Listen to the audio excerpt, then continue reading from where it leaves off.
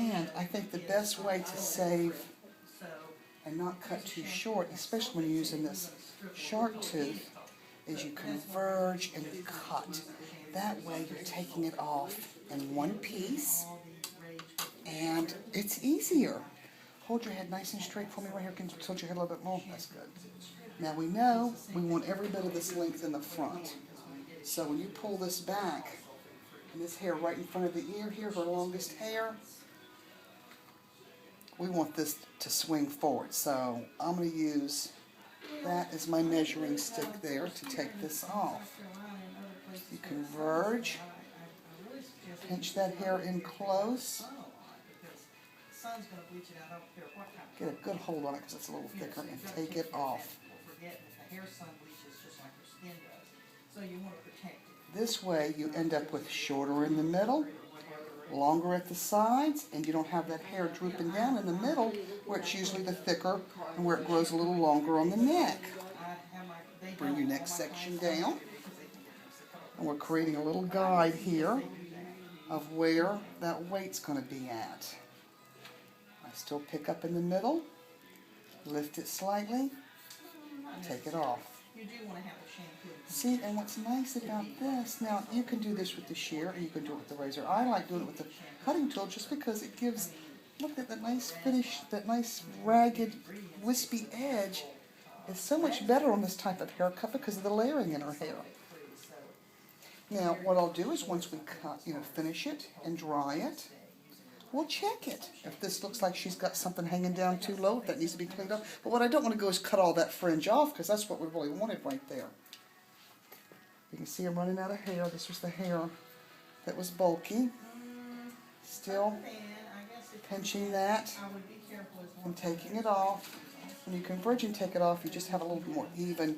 You're not cutting into that line as much, and it's quicker, and it's definitely a little more accurate. For me, anyway, it is. Now, you see, I'm going to run out. Let's pull this down because there's not much left. She had all this layering back here. And this little bit will change her shape a lot. You don't have to cut the entire head or every hair on the head to change it. See, I'm pinching this a little bit towards the middle because we want to keep the corners long. We don't want to cut that off or look too rounded. We want that hair to swing forward. And that's what makes it more modern and a little edgier, a little newer. See, I'm bringing that back and taking it off. And I will do the same thing with this front. Now, there's our nice line. Nice soft, it's not blunt. Would you have a little bit for me here, Kendall? Now, you can see when you pull this back, because we want to keep all of this length. Go around her ear is even better. Look, it's just minute, which is good because we want to keep every bit of that. I'm just taking that little corner off, and I do believe this side was not as layered as the other, but we're going to fix that here in a second by doing her layering. You can see when I bring this side back, it's literally nothing, which is good because we want to keep all of that. Now, when you get to the front here, now you can see that line's going to really define her haircut. That hanging length just has a better shape. And she can still let her hair grow. This can grow out and have a good shape as it grows. Now, when you get to the front, you can see where Kendall parts her hair. And she's got the side part. Now, we don't want this side shorter. You can see these layers are falling shorter. These are falling longer. Not a lot, but just enough, I think, to make it a little off. So where I'm going to layer her hair, I'm going to start right here in the part. This will be my guide for the entire head. This is our light layering technique, and it works great because you have so many options. I'm going to go from shorter to longer. So it'll be slightly shorter in the front. This is almost my guide right here where her bang was at. So we don't want that shorter, but the angle we'll have, it'll go from short to long. So I converge this, pull it forward. There's my guide for the bang, and take it off. Now, if I scoop a piece from this side and bring it over, I'm creating a guide for the right side and then a guide for the left side. See, I'm converging it. I can feel where it gets thick at. There's your hair off. Now, we've got a guide for both sides of the head. Let that fall down. Then we'll bring this out, carve out your section in the front. Bring this up. Take it off right there. This razor is quick and easy, and I think it gives you that effect that you want when you're using texturizers or 7-tooth notchers or even the razors. It's just quick and easy, and it's a lot of fun to use. So it really gives you that effect without a lot of work with your shears. See, I'm traveling. I'm traveling right to the back here.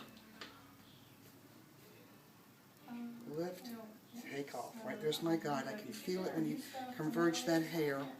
And two, when this hair is dried and flat ironed, then you'll see any little flaw in it, and you'll really be able to tell what it needs. As I get to the back, you can see I'm running out of hair because it was slightly shorter back here. She had a lot of layering in here. And even with all the texturizing in her hair, her ends are nice and fringy. There's no blunt lines in there. We're going to leave that. No hair to cut there. Thank you so much. Now in the crown, we want the crown slightly shorter because that is where it was a little heavier at. Not a lot, but just enough to make it lay flat. She had a little sparseness there. We'll take it off. Now I've made my way to the middle of the head. We're going to go back around to this side and do this side. And you'll be able to see very little hair will come off of this because this was the shorter part. I'm good. Oh I'm my good. God! Look at Oh, that's okay. That's okay. We're good. But see, when I lift this out, this was my guide I cut from the part. You want to lift this out, and there's just a few little ragged ends that need very little off. We don't want to take that too short because we want this side to be slightly longer. You don't want it perfect. You don't want it even. That's boring. This is better when it's slightly asymmetric. It's just a little more pleasing to the eye, and like I said, it looks a little more modern. See, I'm lifting up and taking off, and it's such a little amount, Kendall. You will be able to tell when I dry this what it's going to do. And see, I'm taking this off. And see, you'll travel right around the head. This razor makes it so easy to use. And you notice I'm not going down to the scalp with it. We don't cut hair like that anymore. You don't thin it out down to the scalps where it all sticks up and it makes it harder to work with. There's very few, only if you're going very short I would do that, if you're doing a super short cut. But this is not that. See, working my way down, and you can see very little's coming off of here because taking that off of her neckline really changed the shape of her hair without cutting all her hair off. She can still let this grow. Now what's really nice is the way her color is going to show up. Some of that was hidden on the other underneath. Now it's going to show up a little bit more. And really kind of play up the haircut. Now, I've not even touched the front because we're not going to do that yet. We're going to dry it and check it and see what this looks like finished. You'll get to come back and see her dry in a few minutes. Kendall's finished look, and you can see what a nice change this was. That little bit of hair that I took off, it was about a good, almost 3 inches off the back, but by the time I got to the side, it didn't cut any off of this because we like this hair swinging forward. She had this creative hair color in here, which really, I think, plays up the haircut even more. You can see that little peak of that auburn, that coppery color on the underneath now, where I cut that shorter, and now it has that little bit of that asymmetric slightly. When I say that, parting it over to the side throws more hair to the side. It's not actually asymmetric, but I think it has that look. Now you can see this hair color really pops into bangs. She doesn't have that droopy, long hair because Kendall's hair was thicker through here, and having that thicker, longer area really took away from the sides. Now the sides show up, and the sides look longer and just have a little more modern edge to it. Now she can continue to let her hair grow, and this shape will really hold up well, even as it grows out. And you know what? And like I said, even this hair color plays it up. And cutting this with the razor, I did nothing else to this back here. I used that little cutting tool just to take that length off. That's all it needed. You can see how soft those edges are now. No blunt lines. And I think what happens on that with the cutting tool is it just gives the ends more movement. And it takes out the weight where you don't want the weight at. And it left her longer where her hair was finer at. Thanks for watching.